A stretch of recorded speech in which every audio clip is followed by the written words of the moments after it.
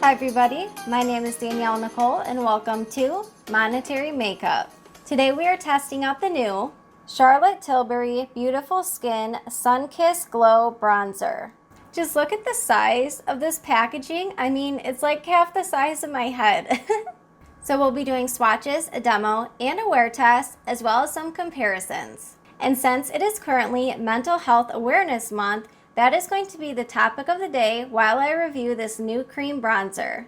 And since simultaneously the Johnny Depp Amber Heard trial is currently going on, I thought it would be fitting that we talk about those two topics today. So if you're excited to get started and enjoy the video while you're watching, don't forget to give it a big thumbs up, and let's get started right now. Alright, so first let's go over a couple of quick details about this cream bronzer. So this product comes in 0.74 ounces and retails for $56 US. Now as far as the packaging goes, it is beautiful in my opinion. It is a nice reflective gold packaging, and when you open up the product, which is pretty easy to open, there is a full mirror on this side, and here's what the product looks like in the pan. Now I wanted to do a size comparison for you guys because I find that sometimes products can be a little bit deceiving in the pan. But this product is definitely not deceiving. It looks big and it also has a lot of product. So what I'm holding up is the Fenty Cheeks Out Cream Bronzers just for a size comparison. So in the Fenty Cheeks Out you get 0.22 ounces, and in the Charlotte Tilbury you get 0.74 ounces, so quite a bit more. Now I picked up the shade Fair, and I'm usually pretty nervous when it comes to bronzers in particularly because I have a fair to light cool undertone. The amount of bronzers I have tried that lean orange or yellow, honestly, it's most of them. So let's do some swatch comparisons to see what the shade Fair looks like swatched out. So first up is the new Charlotte Tilbury Cream Bronzer in the shade Fair. Next up is the Fenty Matchsticks in the shade Amber. And the last swatch is the KVD ModCon Gel Contour in the shade Fair Cool 90. So swatched out next to these two shades, it does appear to look a little bit more neutral, so I wouldn't say it's particularly cool tone by any means, but as far as a bronzer shade, I think I'll be able to get away with it. Alright, let's see how the shade Fair does on my 30 plus oily dehydrated acne prone skin. Now real quick before we start application, I just wanted to mention this before I forget. So when I was swatching out the Charlotte Tilbury Cream Bronzer, I was expecting it to have a much more glowy finish, but it doesn't. It almost dries down to a powder finish, so it appears to have more of a matte than glowy finish. So hopefully you can see how this is a little bit more of a drier formula. So my preferred application method, believe it or not, for cream bronzers is typically a dry sponge. That's right, a dry sponge, not a damp sponge, because I find with this application method, it does not remove the makeup underneath. So I'm first going to pick up a little bit of product on the sponge, and you can feel there's definitely a little bit of grip to this product. So as I keep mentioning, it's not a super slippy, glowy product, if that makes sense. Now the only thing I have on as far as makeup goes is my brows done, as well as my complexion products. So just a skin tint and a little bit of concealer. So let's get started with the forehead. Now I'm not going to go crazy and apply a ton of product just because I have bangs now, so you know it's going to cover it anyways, but I do want you guys to see what it looks like on my 5 head, as I always say. Now I do find this formula is very quick and easy to work with, and it does not pick up my foundation underneath. So that's it. I mean, I'm pretty much done blending it in. So yeah, I do think the shade works very well for my fair to light cool undertone. I will apply a little bit more product to the cheekbones, but that's what I'm going to do for the forehead. So I've actually used this bronzer a couple of times now. I actually already recorded this entire video, and unfortunately my mic wasn't turned on, but that's okay because now I've had a chance to really play with the formula. And just like on the forehead, you will see once we start to apply this on the cheekbones, it just applies very quick, very easy. It's really a no fuss bronzer. All right, so let's apply this to the cheeks. Now I'm going to leave this unblended for just a moment That way you can really see the undertone of this product. So keep in mind, I know it looks funny, not blended, but no bronzer, bronzer. So I'm trying to apply a little bit more product than I typically would, because I know it's a little bit more difficult to tell on camera. But this just blends so easy into the skin. I just took the other side of my sponge just to blend out the edges, and it really melts so seamlessly. So you can definitely be much more precise with your application method, but for today I'm just kind of whacking it on. All right, I just picked up another round for this cheekbone. I have no mirror, so I'm just kind of going in blind. See how quick and easy that blends into the skin? I'm going to take just a little bit on the tip of the nose, nothing too precise. Now I kind of have a triangular nose, so I usually don't apply it up the nose right here in that area, but just around the tip. All right, you guys, so that is it. Now I am going to clean it up a little bit with concealer just to sharpen the edges a little bit, but I think this is a beautiful bronzer. I love the formula. I love the undertone. Now it's definitely not a cool tone by any means, so I would definitely not use this product for contour, but for a bronzer, I really like the shade. Now before I clean up with concealer, I just wanted to mention that as you can tell, I went a little bit crazy on the cheeks. That way you guys can really see the texture, the undertone, and hopefully you can tell I don't find it emphasized any texture. It's not settling into any of my lines. And overall, I do think it looks beautiful on the skin, but what do you guys think?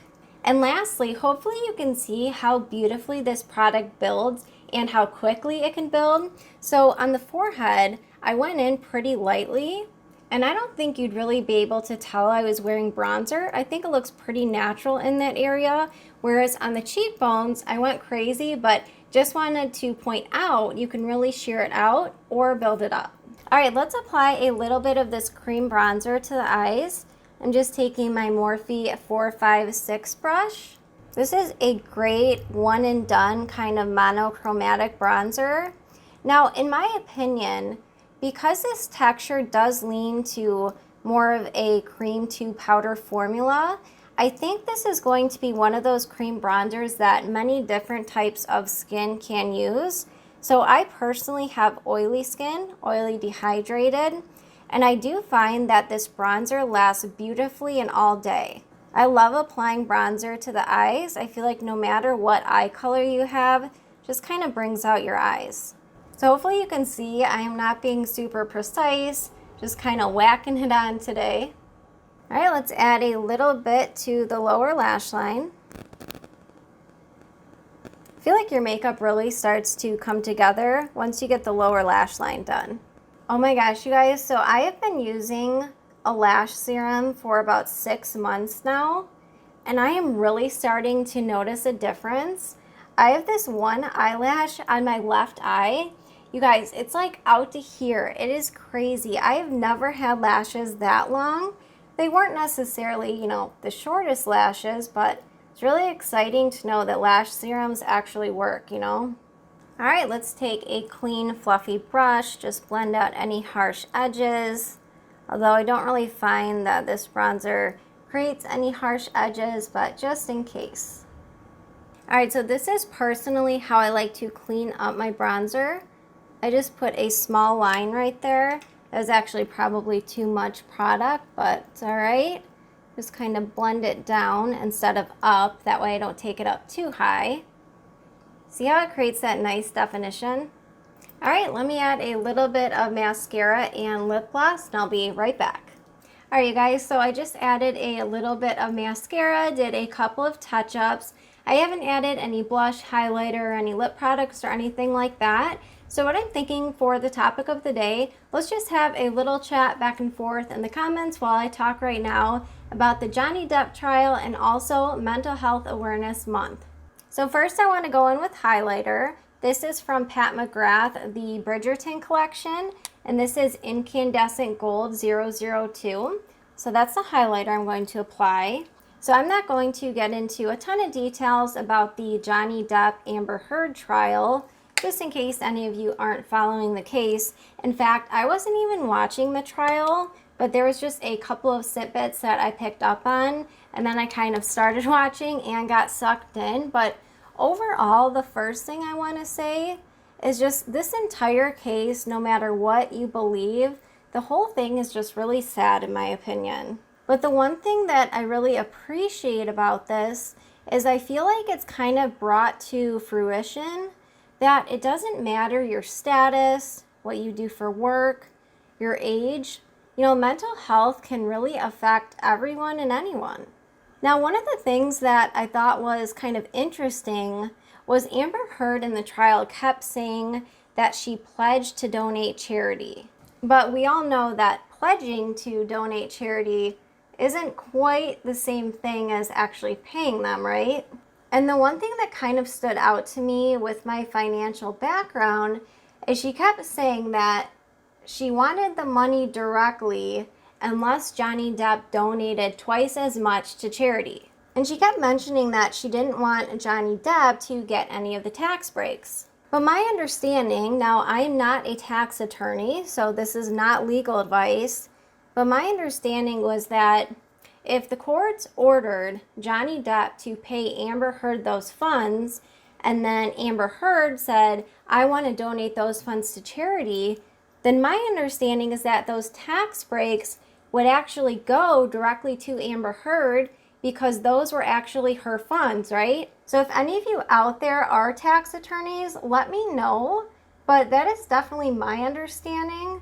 So I was kind of confused how she kept bringing up that, you know, she didn't want Johnny Depp to get any of the tax breaks. I don't know, it was just a little odd to me. Now, the other thing that I thought was kind of interesting is I learned what the golden water rule was. And I'm probably not going to be explaining this correctly, but my understanding is that no psychiatrist, psychologist, any doctor in that capacity, that they're not able to diagnose any sort of public figure without actually meeting with them one-on-one.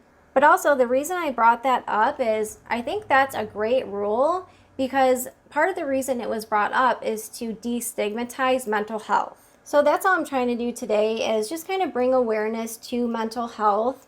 But I feel like we've came a really long way with mental health awareness. I mean, we used to have insane asylums and they used to do all these crazy kind of torture diagnostic tests on people. So just from where we've come in the last 20, 30, 40 years, I know it's a pretty big step in my opinion. Now, many of you probably don't know this because I do try and keep my personal life kind of separate. You know, I share some details, but not many. But I am actually a mental health sufferer myself. So I suffer from depression and severe anxiety. And one thing in particular is that because I live in Michigan, there's actually a disorder called SADS, basically seasonal depression. And I don't know about you guys, but I really struggle in the winter. And it's not just about the snow and the cold, but it's from the lack of sunshine. And the one thing I notice is that when the sun is out, regardless if it's summer, spring, winter, fall, it doesn't matter, I'm already in a better mood. But when you go hours and days and weeks and months even without any sort of sunshine, it can be really difficult with my own mental health. So I personally would actually love to move down south one day. I don't know exactly where. I don't think Florida. I think that would be a little bit too hot and humid for my liking, but where do you guys live? If you're comfortable sharing what state, don't put exactly where you live, but if you are comfortable sharing, I'm looking for kind of that medium ground where it's not 100 degrees every single day, but you still have a little bit of variation in weather throughout the year.